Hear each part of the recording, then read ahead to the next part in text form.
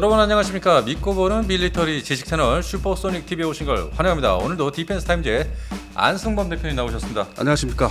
오늘 참 이 소식을 알려드리는 게 제가 좀 마음이 무겁습니다.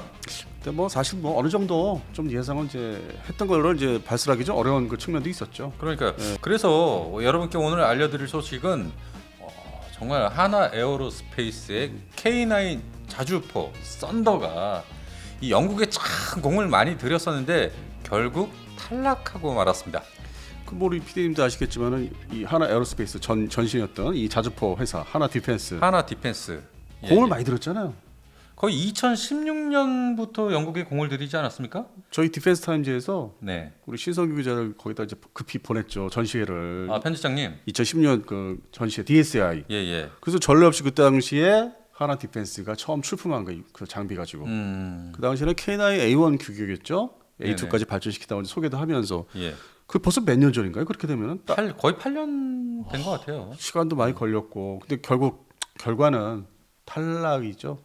그래서 대한민국의 K9 자주포가 탈락을 하고 그 자리에 이 독일의 RCH 155 차륜형 자주포가 선정이 됐습니다. 선정됐는데 그냥 간단히 이제 멘트가 나온 게 그 지역에서 생산을 하니까 조달이 뭐 쉽다. 그걸 이제 베이스로 깔고 가격 대비 성능, 그러니까 운영하기가 역시 이 바퀴식 차륜형. 네네. 이게 돈이 좀 덜 들고 뭐 막 쓸 수 있고 이게 더욱이 이제 유럽, 서유럽, 뭐 동유럽도 그렇지만 서유럽이 이제 평평한 도로가 발전돼 있고 우리보다 더 발전돼 있으니까 신속 기동해서 뭐 이동 배치하는 거 그게 더 이게 뭐 유리하지 않느냐. 그리고 값도 좀 저렴하고 상대적으로 궤도식보다는 궤도식은 이제 뭐 그 바퀴 캐터필라 그건 아무래도 이제 중동 지역에서 사용을 이제 선호하죠. 사막이 많은 데서. 네.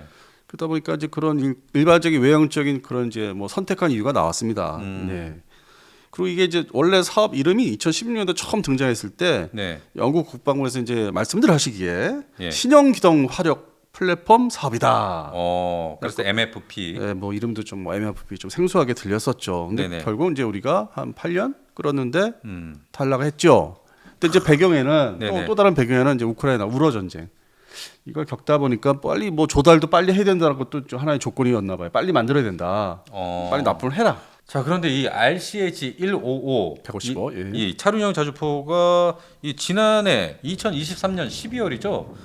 독일이 우크라이나에 이것을 18문을 갖다 주겠다. 제공하겠다. 보내주겠다. 그러니까 실전 테스트에서 좀 모습을 보여주겠다. 근데 불과 뭐 한 5개월 전이니까 그렇게 뭐 오래된 건 아니고 그래서 이제 뭐 전달을 뭐 하는 이제 신용을 뭐 이제 좀 착수를 했겠죠. 그러니까 실전에서 이제 보려면 좀 더 있어야 되지 않을까. 그게 12월 달에 했으니까. 지금 이제 4월 말이고요. 그래서 그거를 하나의 저기죠. 뭐 이렇게 선정되기 위한 또 배경도 까는 것 같고 하나의 작업이죠, 그게. 그리고 이제 좀 거기다 가점을 받기 위해서. 그리고 이제 반면에 이제 이게 또 특징이 별도의 정비 없이 2,000km를 이제 뭐 이렇게 주행거리, 항속거리. 차량이니까 이제 그만큼 이제 전개를 할 수 있다. 일단 나갈 수 있다. 2,000km를 가 있을 수 있다. 2,000km를. 뭐 상당한 유럽에서 상당한 거리죠. 그래서 작전 능력이 우수하다. 그런 이제 이동 배치가 우수하고 그리고 이제 이게 또 정비 차량화돼 있는 거니까 트럭 개념이니까 물론 이제 포탑이 무겁기도 하지만은 정비가 상대적으로 궤도식보다는 좀 덜 저기하죠. 복잡하지, 불편하고 덜 불편하고. 그래서 상대적으로 장점이 너무 많다. 유럽엔 특화된 뭐 이렇게 차량형 자주포다. 물론 이제 우리 대한민국 또 105mm 차량형 자주포 K105A1이 있긴 하지만은 포 자체가 105mm고 이거는 이제 155mm고 그러니까 화력이 좀 세면서 빨리 달려가서 배치돼서 쏘고 빠지고 그러니까 또 이게 치고 빠지는 게 더 차량이 더 신속하게 뭐 얼마라도 시간이 더 단축된다. 이제 그런 이제 장점을 많이 내세운 거죠. 그러니까 아무래도 우크라이나 러시아 전쟁을 보다 보니까 이 사격 후에 신속 기동이 그만큼 중요한 걸 느꼈기 때문에 드론이 갑자기 또 날라오니까 빨리 움직이고 뭔가 물론 이동하다가 이제 맞을 수 있는데 어쨌든 그 자리를 이제 넓고 이제 딱 트인 평야를 빨리 벗어나서 최소한 어디 뭐 수풀에 들어가 있든지 그러니까 그런 생존성을 좀 더 확보하는 차원에서 이런 차륜형 이 RCH 155가 선택되지 않았나 하는 생각이 드네요. 그리고 이제 획득 가격에서 또 드론이 지금 대세고 갖다 막 쳐박아서 막 그냥 파괴시키니까 그러니까요.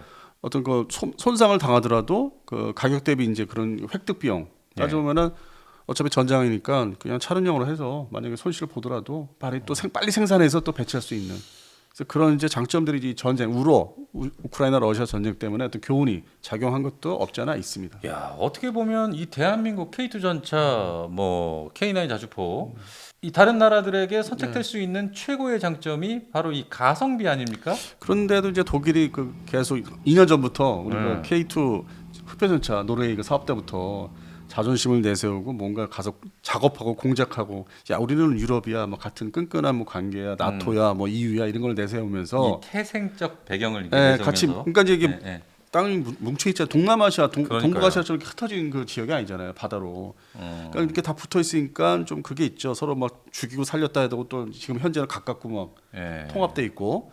그러니까 이제 그걸 내세우고 이제 그런 작업을 끊임없이 우리가 이제 폴란드에 진출하고 루마니아 최근에 루마니아까지 얘기할 때 서로 어떤 그런 태생적인 걸 많이 얘기해 이제 해서 정서에 이제 기대면서 알고 보면 얘네들이 족보가 다 이게 얽혀 있잖아요. 얽혀 있죠.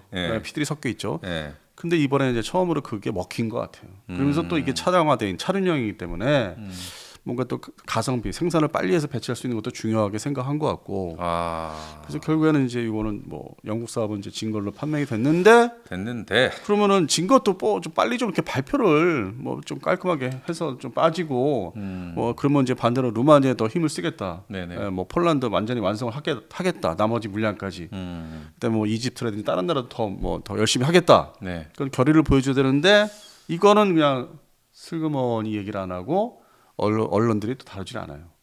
이 나쁜 그 얘기들은 이 요즘에 인터넷 신문이니까 조회수가 안 나오는 것 같아 거기도. 이걸 쓰면은 원래 좀 부정적인 기사들은 이 조회수가 안 나오죠. 저희 이 채널 오늘 방송도 아마 조회수가 별로 나오지 않을 걸로 저는 예상합니다. 근데 이제 반면 교훈을 삼아야죠 이거를. 반면 교사 교훈을 삼아야지. 다음 장소에서 다음 나라에서는 좀 더 이렇게 특화돼서. 가격도 좀 더 조정하고 성능을 더 빨리 좀 완성시키는 K9 아직 완성이 안 됐다고 하는 거니까 그러면 그 로드맵을 좀 더 단축을 한다든지 좀 더 열심히 해서 그 다음 나라에서는 판매가 이루어지도록 그런 계획을 이제 잡아야 되는데 그냥 소리 소문 없이 싹 그냥 가라앉혀 버리고 그리고 이제 물어보니까 뭐 특정 매체에서 물어보니까 뭐 별다른 생각이 없다 멘탈 거 없다 마치 무슨 뭐 일반 사건처럼 얘기하더라고요. 그러니까요. 이 잉글랜드까지 이 대한민국의 K9 자주포, 이 K9A2죠. 이것이 진출을 했다면 뭔가 저희 국민들의 어깨, 이 사기가 좀 더 올라갈 수 있는 계기가 됐을 것 같은데 이번에 안 돼서 참 안타깝습니다. 그래서 이제 뭐 뒤로 가서 옛날 이제 뭐 영국 전시회 DSAI 중심으로 이제 가서 이제 활동했던 이제 내세운 거 세일즈 이제 포인트가 K9A1은 이제 이미 나와 있었고 A2에 대해서 포탑 전기 구동이다. 그다음에 원격 무장 제어가 된다. 그다음에 탄약 장전도 완전 자동화 시킨다. 자동화.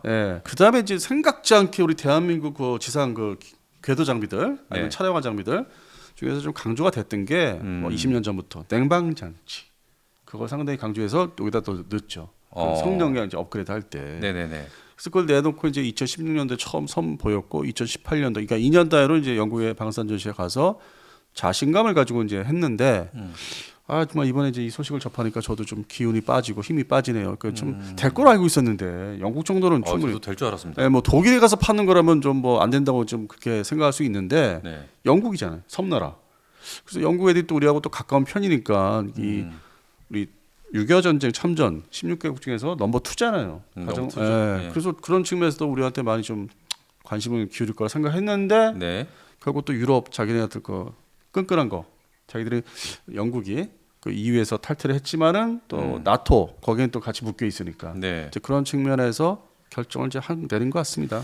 자, 그런데 특이점은 이번 영국에서 벌어진 MFP 신형 기동화력 플랫폼 사업 여기에 대한민국의 K9A2와 함께 경쟁 기종 바로 스웨덴의 아처 그게 많이 얘기가 됐었죠. 그리고 독일의 PGH 2000 특히 작년 한 해 동안은 아처 스웨덴 보포스에서 개발해서 이제 BAE 시스템에서 통합된 회사가 그게 이제 많이 이제 회자가 됐었고 저희도 이제 얘기를 그렇게 했었죠.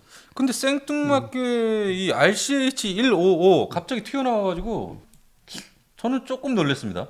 그러니까 이제 뭐 아처는 이제 이렇게 매입을 한 회사의 장비니까 사실상 영국제로 이제 볼 수 있는데 이게 또 한 달이 또 이렇게 건너서 독일의 방산을 또 이렇게 보존을 해줘야 되는 서로 이게 뭐 있죠. 수압 관계가 있죠. 서로 도와줘야 되는 그런 측면에서 또 한 발짝 더 나간 걸로 이제 보입니다. 자, 그런데 이 RCH155가 이 독일 라인메탈사의 PGH 2000을 기반으로 해서 만든 이 자주곡사포 아닙니까? RCH 155 예. 그렇죠. 그런데 얘의 화력은 어느 정도죠? 일단 뭐 이 원격 조정으로 분당 최대 9발 쏠 수 있고 분당 사격을 그리고 이제 주행 중 사격도 가능하다. 그리고 이제 헌터킬러 사격 능력을 또 갖춰 있고 네. 그리고 이제 사거리 탄은 이제 포탄이 소위 비비탄이 하는 베이스 블리드 탄은 그렇게 뭐 기본이 40km니까 이거는 그리고 신형탄인 V 랩탄 요거는 최대 54km. 54km. 근데 이제 지금 뭐 차세대 이제 포탄들을 뭐 60km까지 늘린다고 해서 우리도 개발이 거의 뭐 완성됐다고 하는데 네. 그보다 약간 모자라긴 하죠. 그러니까 뭐 잠정적인 이제 그 사거리가 될 수 있겠죠. 네네. 그러니까 뭐 확대를 한 거죠. 기존에 이제 평균 다 40km로 맞춰놨는데 54km면 많이 날아가는 거죠. 그리고 뭐 이제 뭐 장량에 따라서 60km까지 보낼 수 있다고 뭐 할 수는 있죠. 이 정도면 60km. 네, 이 정도면. 자, 그런데 이 독일의 RCH 155 이것이 독일의 크라우스 마파이 베그만사에서 제조가 되는데 사실 이것이 또 PGH 2000을 기반으로 해서 만든 자주 곡사포예요. 네. 그런데 이것이 대한민국의 K9A2 자주포하고 비교하면 어떤 부분이 가장 뛰어난 겁니까? 물론 이제 우리 K9 그 자주포 시리즈도 치고 빠지는 게 이제 능한데. 그러니까요. 근데 이것은 또 이제 바퀴식이니까 차량화돼 있으니까 쏘고 빨리 달아나는 거죠. 더 빨리. 어떤 서로의 이제 어떤 그 비교를 하면 좀 차이가 이제 있는 거죠. 궤도시에 비교해서 빨리 치고 더 빨리 그냥 그 도로에 올라타서 도망가는 거. 네네. 그 드론이 자폭 드론이 날아오니까. 네. 그래서 그런 면에서 좀 더 낫다. 생존성이 좀 더 있겠다. 그리고 이제 무엇보다 소리가 이 자동차 트럭식으로 된 거하고 된 것하고 이제 궤도 전차형으로 된 궤도식으로 된 거하고 소음이 어떻게 더 높겠습니까? 아유, 비교가 되겠습니까? 또 현대전에서는 이제 소음도 좀 낮게 나야만 그 생존성을 더 확보하니까 종합적으로 이제 그런 측면에서 이제 선호하는 것도 있죠. 기술적으로는. 그리고 이제 가격이 이제 뭐 낮다 하는 게 또 획득 비용도 낮지만은 운영 유지 마치 트럭처럼 뭐 뜯어 고치고 뭐 하는 거 수리하는 거 그러니까 수리비 뭐 이런 것도 이제 뭐 부품도 구하기 쉽다 일단 그 플랫폼 자체가. 그러니까 이 RCH 155가 대한민국의 이 K9A2 자주포보다 나은 점이라고 따지면 일단은 낮은 생산 단가 그리고 운용비 그리고 수리비 이런 게 다 저렴하다. 소음도 낮고. 그러니까 첫 번째로 가성비에서 아주 월등하다는 얘기네요. 이제 물론 이제 그 먼저 번에 그 아처 그것도 차량화되어 있는 자주포지 않습니까? 예. 그것보다는 이것이 이제 기술적으로 좀 더 진보된 종합적으로 이제 포탄 뭐 사격이라든지 종합적으로 이게 좀 더 앞선 좀 더 최근 거다 기술이. 아처보단. 아처는 좀 더 전 거고 예. 한 20여 년 전 뭐 15년 전 이렇게 거슬러 올라가니까 그것보다 이게 더 신형이기 때문에 이렇게 싹 갈아타면서 본격 검토를 하고 유럽제를 선호를 한 거죠. 그래서 독일제 그것도. 거기 또 저소음. 근데 무엇보다 이제 독일하고 이제 다시 독일의 이제 군비 강화를 어떻게 부추기거나 이렇게 해주려면 도와주려면은 이것도 사줘야 된다. 그러면 이제 독일 방산이 또 한편으로 영국 입장에서는 더 전방이니까 폴란드보다는 후방이지만은 또 위치상으로 독일을 재군비 시키려면은 제대로 이제 복도다 기운을 복도다 주려면은 일단 이 정도의 물건은 내가 사줘야지. 그리고 이게 뭐 우리 영국은 또 전통적으로 좀 뭐 비싼 것보다는 이렇게 좀 저렴한 것도 선호도 하고. 야, 가성비하면 역시 이 K9 자주포인데 이렇게 여기서 밀렸네요 또. 이렇게 되면은 제가 볼 때는 폴란드 좀 완성 짓고 로마니아도 더 팔게 하고. 이집트 뭐 이런 나머지 나라 있지 않습니까? 남아 있죠. 거기서 다 보충을 해야 될 것 같아요. 그러니까 빨리 거기서 잊어버리고 빨리 나와야 될 것 같아요. 그러니까요. 빨리 접고 일어나야 되지 않겠습니까? 근데 뭐 처음 얘기로 돌아가서 8년 동안 기다렸는데 결국 이거란 말이냐 이러면서 좀 그런 게 있죠. 좀 이제 이 독일 업체들도 이 자존심을 슬슬 내려놓고 있는 것 같아요. 그러니까 그동안에 이제 우리 언론사에서 보통 이제 그 독일의 방산의 부활, 부흥 이거를 이제 무섭게 이제 얘기를 했는데 네, 과거죠, 근데 사실. 네, 근데 이제 현실로 이제 시작되는 거죠. 현실로. 이제 다가오고 있네. 네, 독일 중심으로 이제 또 유럽에서 다 그 관련 업체들이 있어요. 그걸 다 같이 이제 이렇게 부흥을 시켜서 그냥 자기네 거 안에서 영역 안에서는 유럽제로 다 하겠다.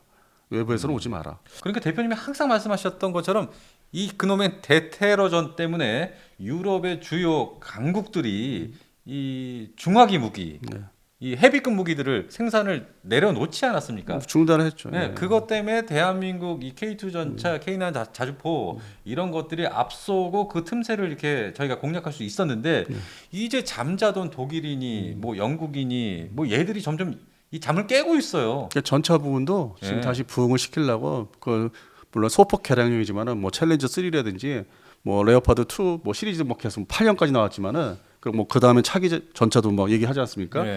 그래서 이제 이번에 그 유로 사토리 파리에서 열리는 예. 그러니까 파리 그 올림픽이죠. 네. 그 전에 직전에 열리는 건데 파리 거기에 대해서 우리 또 국내 언론사들이 관심이 많다는 얘기를 또 전해 들었습니다. 그러면 이제 그 현장들을 또 가신 기자분들을 통해서 네. 얼만큼 부응을 이제 시킬 건지 방향이 나올 것 같습니다. 제가 볼 때는 지금 자체의 이 K2 전차, K9 자주포 이거 그렇게 길게 갈 것 같지는 않아요. 근데 뭐 이게 무기 수출사, 수출 입사에서 보면은 그 초기 제품들은 인기가 좋은 반면에 그 맛에 들어가지고 항상 뭐 개량력을 계속 내놓잖아요. 또 뭐 추가로 사 이 개량이 또 있어. 그렇게 성공한 케이스가 많지가 않아요. 그래요? 예.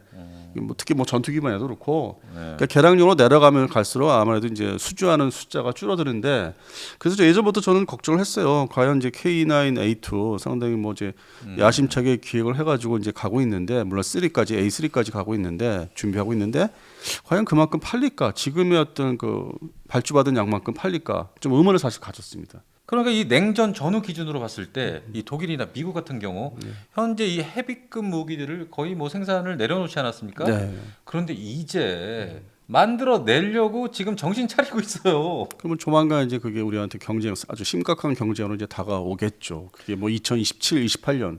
그렇게 빨리요? 아 그럼요. 지금 이게 재가동하고 이제 정비하는데 그게 마치 우리는 이제 비아냥되면서 뭐 에이, 어림도 없어 이제 그런 이제 보도를 많이 했는데 네. 근데 지금 당했잖아요. 영국에서.